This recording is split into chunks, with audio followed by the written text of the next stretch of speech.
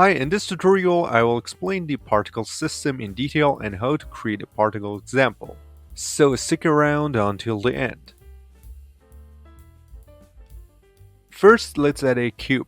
Press Shift A, go to Mesh and select Cube. Press S to scale the cube up.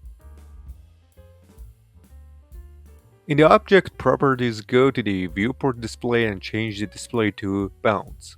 Now that we can see inside the cube, go to the particle and click the plus to add a new particle. Here you can simulate the particle effect by pressing the space key. As you can see, the particles are falling down. This is the default particle behavior. Number input is the total number of particles across all frames. Let's increase it. Increasing the number of particles can affect performance. Seed controls the distribution of the particles. Let's run the simulation and experiment with different values. Okay, let's revert it back. The simulation starts at frame 1 and ends at frame 200. If I set the end frame to 1, the entire simulation will occur in the first frame.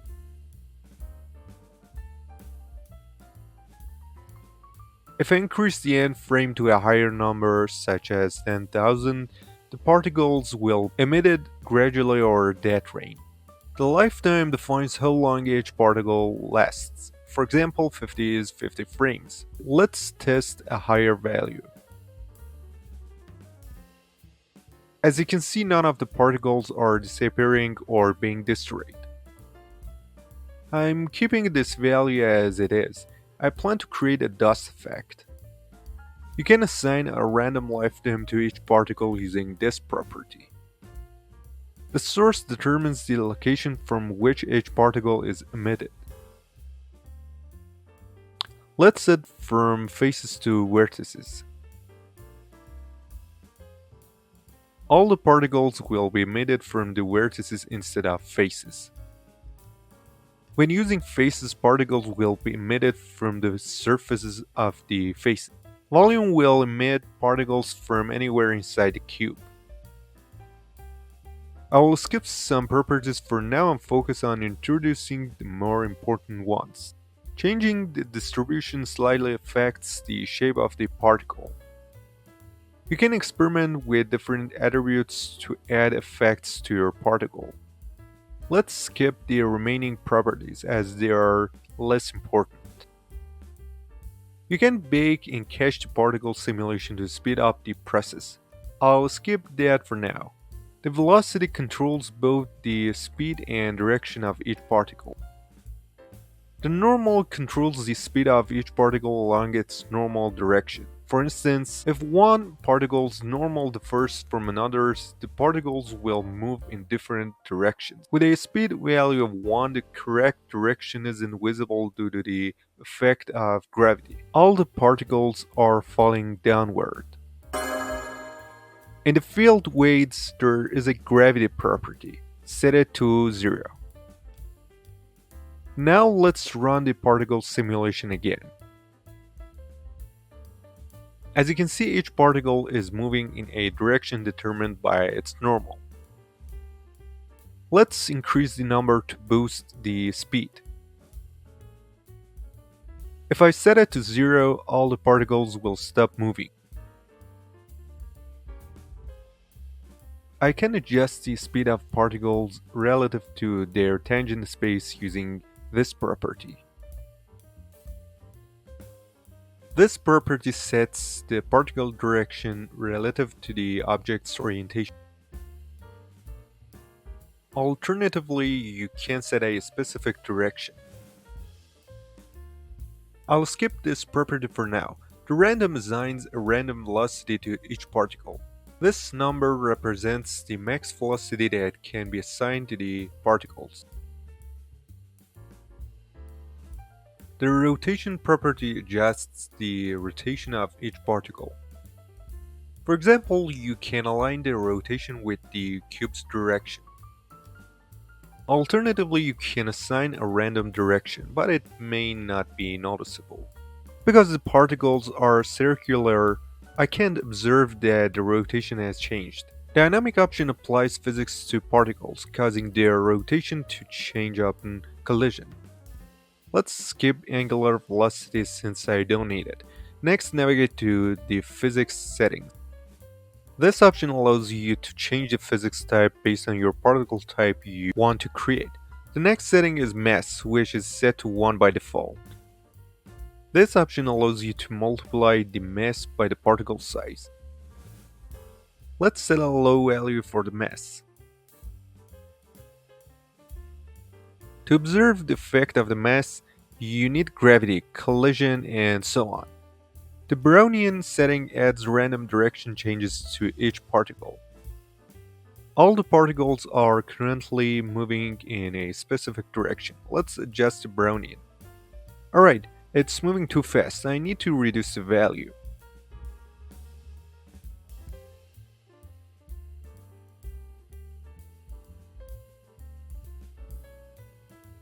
As you can see, there are now some random movements occurring.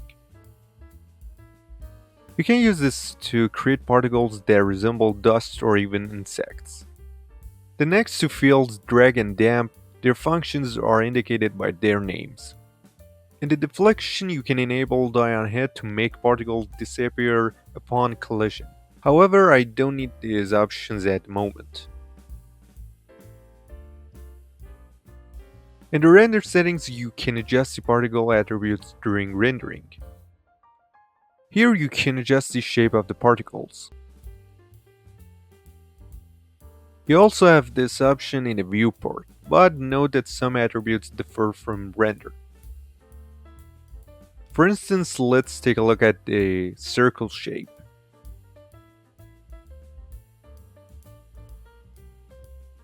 Alternatively, you can set it to nothing. You can also specify size using this fill.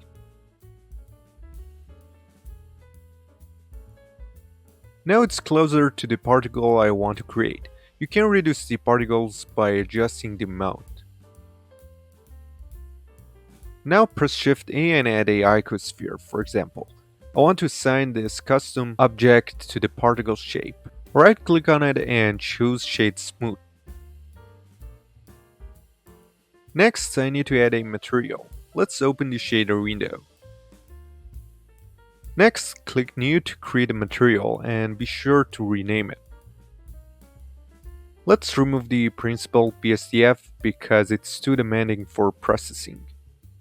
Press Shift A and then Shader. It's better to add a diffuse BSDF, transparent BSDF, or emission shader. These shaders are simple and effective for particles. For now, I'll use emission.